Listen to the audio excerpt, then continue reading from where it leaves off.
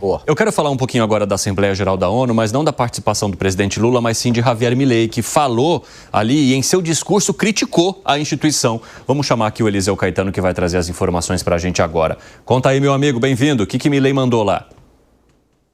Salve, salve, Vandrocini. Muito boa tarde para você, para os nossos colegas debatedores e para todo mundo que acompanha o 3 em 1. A nossa equipe de reportagem aqui nos Estados Unidos segue acompanhando de perto os desdobramentos e as repercussões da edição de número 80 da Assembleia Geral da ONU. E de lá, de Nova York, vem essas últimas informações, porque Javier Milei, o presidente da Argentina, abriu a sua metralhadora e disparou para todos os lados, inclusive para a própria organização, viu? Ele criticou a ONU e elogiou Donald Trump. Eu separei aqui os principais pontos da fala de Javier Milei. Ele elogiou Donald Trump, falou das políticas do presidente dos Estados Unidos, especialmente nas áreas de imigração e de economia. Disse que Trump também entende que este é um momento de reverter uma dinâmica que estava levando os Estados Unidos a uma catástrofe. Fez críticas à ONU, viu? Atacou a Organização das Nações Unidas, acusando-a de se tornar um governo supranacional de burocratas e questionou ainda o papel dela nas decisões globais. Javier Milei também criticou a ineficácia da ONU em lidar com crises e com nações soberanas. Também citou aí a omissão de críticas no assunto Israel-Gaza. Segundo uma análise da imprensa aqui nos Estados Unidos, no discurso dele, Milei omitiria críticas ou até mesmo condenações explícitas à perda de vidas em Gaza. Mas, no entanto, ele fez um apelo pela liberação dos reféns israelenses que ainda estão mantidos em cativeiro pelo Hamas. Ele também mencionou outros temas sensíveis e importantes, como a reivindicação da Argentina sobre as Ilhas Malvinas, as Falklands. Falou ainda sobre cumprir mandatos de captura internacionais contra iranianos ligados à ANMIA, aquele ataque que aconteceu na Argentina, e também, obviamente, como não poderia deixar de ser, as interações com Trump na ONU. Em paralelo ao evento, Trump teve um encontro com Milei, declarando total apoio à reeleição de Milei lá na Argentina. Esses foram os pontos altos, as falas, meu querido Evandrocini, que repercutem da participação de Javier Milei na Assembleia Geral da ONU da edição de 2025. Agora, o Eliseu Caetano, eu queria falar um pouco também sobre a manifestação da Autoridade Palestina, que falou por videoconferência, né? Exatamente, Mahmoud Abbas teve seu visto de acesso aos Estados Unidos negado e por isso a participação dele no plenário da ONU foi feita de maneira virtual. Ele discursou por videoconferência, falou sobre essa condenação ao Hamas. Ele exigiu que o grupo Hamas entregue imediatamente todas as armas e afirmou ainda que o Hamas não vai ter um papel no futuro Estado palestino. Com relação ao atentado que a organização terrorista Hamas fez contra os israelenses no dia 7 de outubro de 2023, ele falou que foram condenáveis e reafirmou o compromisso com o Estado palestino institucional e não militar. Também não poupou críticas aí à ação de Israel nos territórios palestinos, viu? Mahmoud Abbas acusou Israel de crimes de guerra e também de adotar uma ofensiva que beira ao genocídio contra a população de Gaza, nas palavras dele. Ele também criticou a expansão dos assentamentos israelenses lá na Cisjordânia como um obstáculo à paz e também um obstáculo à solução de 2 estados. Abbas ainda afirmou estar pronto para trabalhar com Donald Trump, Arábia Saudita e França e outros países interessados para implementar o chamado Plano de Paz, respaldado pela ONU. Ele mencionou ainda que o Hamas deve ser desarmado e excluído de qualquer governo para que a autoridade palestina possa, enfim, assumir o controle. Ele também fez apelos aí humanitários por um cessar-fogo, viu? Ele pediu isso e de maneira imediata, pediu também um acesso humanitário irrestrito a Gaza e a libertação dos reféns, prisioneiros de ambos os lados. E para finalizar, Evandro, ele disse o seguinte: os palestinos não deixarão a sua terra. Essas foram as últimas palavras de Mahmoud Abbas antes de entregar o seu tempo, a sua fala de maneira virtual lá na Assembleia Geral da ONU deste ano. Eu volto com você no estúdio. Muito obrigado pelas informações, Eliseu Caetano. Um abraço para você. Bom, eu fico pensando que, de alguma forma, a Organização das Nações Unidas já não está atingindo um objetivo desse encontro quando não se há permissão para que a autoridade palestina ocupe o mesmo espaço físico que o restante das autoridades. Então, se houve algum desencontro ou política ou decisão do governo norte-americano nesse momento que não permite que essa autoridade integre o debate ali presencial, né, a ponto dele ter que se manifestar por videoconferência, em algum momento os objetivos da ONU não estão sendo atingidos já logo de cara. Depois tem todo o desafio de conseguir simbolizar algo para essas autoridades que de fato faça a diferença, porque ficar mais uma vez só no discurso não vai resolver a vida de israelenses que aguardam os reféns que ainda estão nas mãos do Hamas, muito menos salvar a vida também de inocentes na faixa de Gaza que já deixaram os seus espaços, já não tem mais nada e nem sequer para onde seguir diante da destruição que foi provocada naquele território. Exatamente, Evandro. A ONU, ela nos últimos tempos, ou talvez até desde quando foi criada, a gente pergunta aqui para que ela serve. Porque ela tem sido incompetente para evitar conflitos, né? Veja que durante a guerra entre Estados Unidos e Iraque, a ONU falou claramente que a invasão seria ilegítima. Os Estados Unidos mesmo assim, porque tem arma e tem poder e tem membro ali no Conselho de Segurança da ONU, né, um membro, acabou invadindo. O mesmo se fala da guerra entre Rússia e Ucrânia. A ONU foi lá e também condenou. A guerra aconteceu do mesmo jeito. A solução de 2 estados, né, que seria muito importante, um estado palestino e um Estado israelense. Ela também não avança, pelo contrário, a gente vê um grande retrocesso nessa questão, né?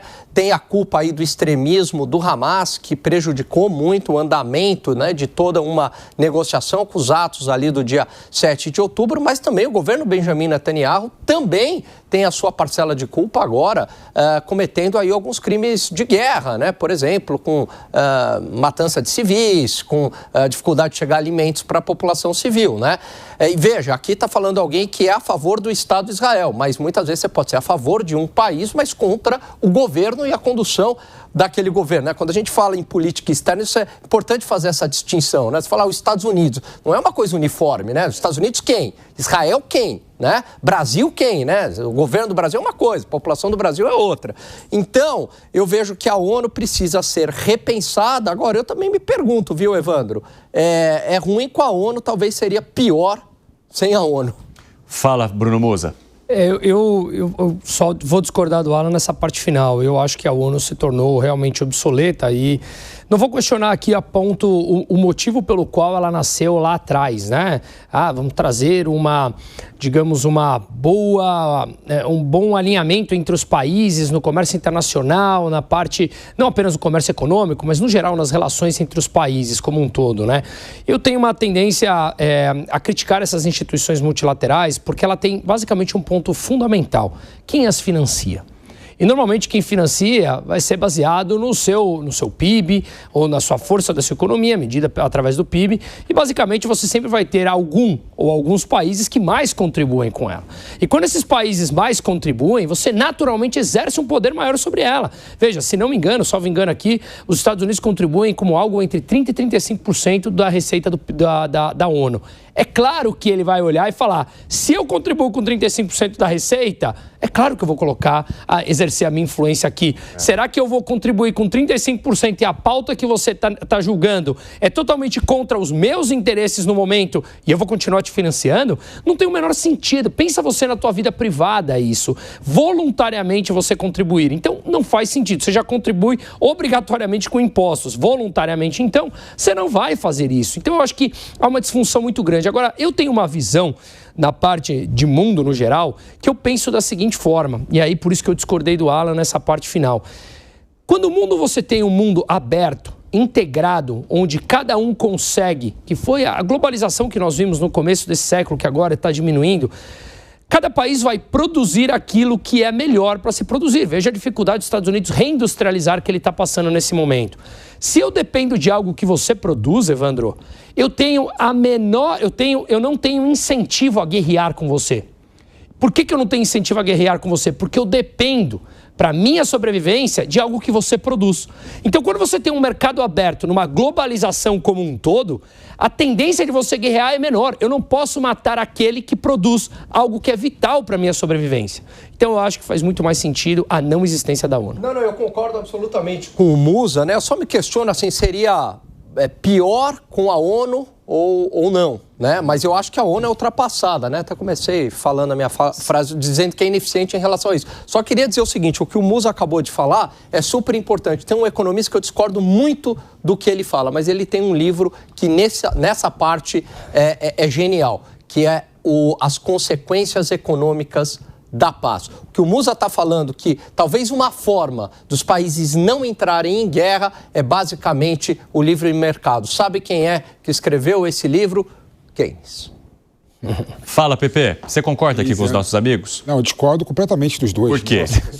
Claro que o multilateralismo está em crise, né? Ninguém está falando que a ONU funciona e está funcionando a mil maravilhas. Tanto é que o mundo continua em guerra, a busca pela paz continua sendo algo quase inatingível, porque sempre tem conflitos étnicos, conflitos religiosos, guerras no mundo todo. Mas eu vejo que a ONU, apesar dos pesares, é um ambiente em que os países conversam entre si, né? E isso não é pouca coisa, né? O common ground, né? O grau comum, né? O chão comum, buscar exatamente esse consenso onde tem dissenso, né? É algo que eu não acho pouca coisa. Então, apesar da ONU não responder aos anseios da comunidade internacional atualmente, né, sem ela, seria infinitamente muito pior. E aí o argumento do Musa, que é o argumento da financiabilidade, né? Como que o Estado vai colocar 35% dos recursos da ONU, não vai querer ter voz maior em relação aos outros países. Isso é errado, né? Os Estados Unidos, quando a ONU foi fundada em 45, depois da Segunda Guerra Mundial, né, era um país que enriqueceu muito pós-Segunda Guerra Mundial também, né? E por conta disso, né, investiu, e por ser o país também com economia maior do que os outros, né, investiu mais do que os outros países.